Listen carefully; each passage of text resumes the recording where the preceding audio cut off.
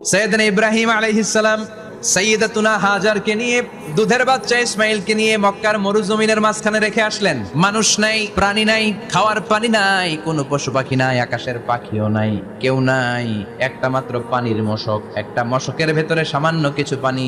দুধের বাচ্চা ইসমাইলকে নিয়ে সাইয়্যিদাতুনা হাজার দাঁড়িয়ে রইলেন। কোনো কথা না বলে বিবি আর বাচ্চাকে রেখে চলে যাচ্ছেন। চোখের পানি ছেড়ে সাইয়্যিদাতুনা হাজার ডেকে বললেন, ইব্রাহিম একটু দাঁড়াও, কথা নাই বার্তা নাই, কিছুই বললা না, কি আমার অপরাধ? কেন এই ধুধুমরু প্রান্তরে আমাকে দুধের বাচ্চাটারে রেখে গেলা?